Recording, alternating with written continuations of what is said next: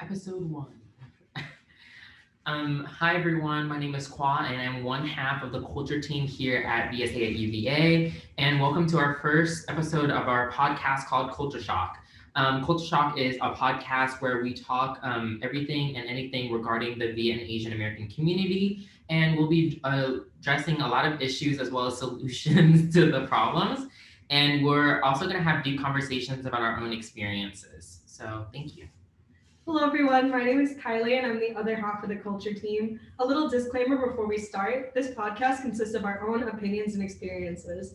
This does not necessarily represent VSA as a whole, so please keep that in mind while you're watching. Culture wanted to introduce you guys to what we'd be talking about in the next few episodes. So, our goal for this podcast is to educate and also advocate for our community, specifically the Viet and Asian American community out there. A lot of the times, organizations do a lot of things like events, but they don't really sit down and have conversations about things that are affecting our own community. So, we thought that it was our job to be a little bit more serious and be informative on these topics.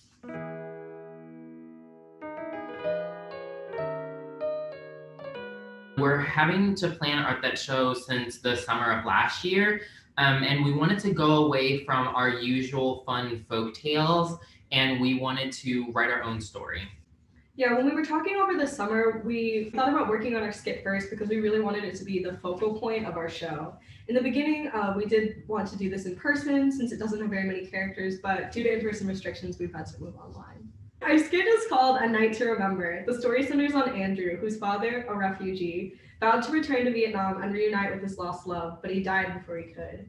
Andrew travels to Vietnam to find the woman his father never stopped loving. A comedy of errors ensues at the night market that mirrors events long ago and brings his family's story full circle.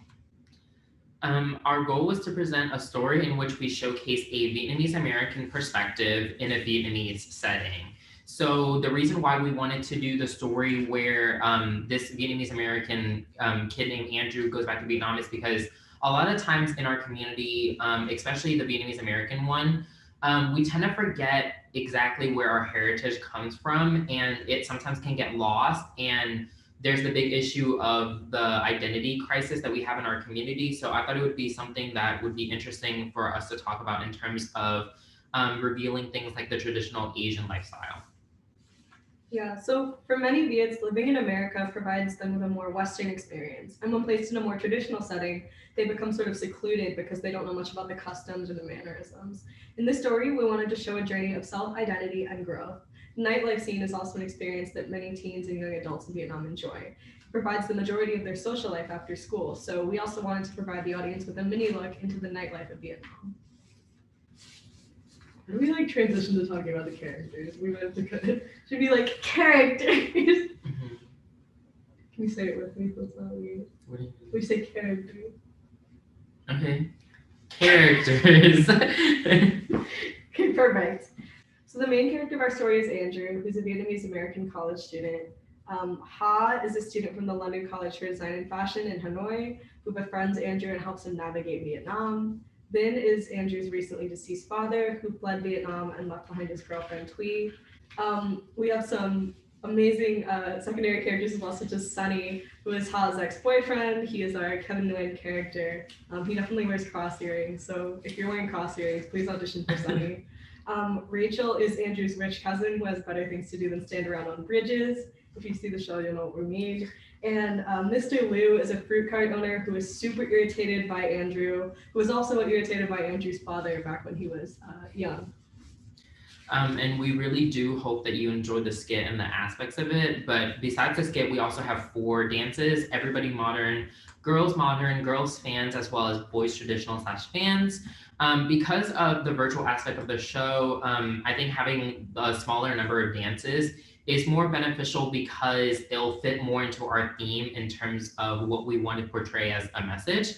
And so for our fashion show, we actually have 2 videos.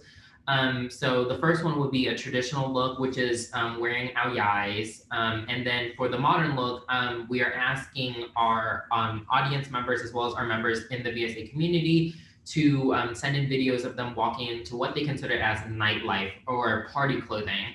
And typically students in Vietnam actually wear uniforms. So usually girls will wear white ao dais, and guys will typically wear a white shirt with a blue khaki like pant. And the way that we wanted to do the nightlife one was to actually show their individuality when they're out of school.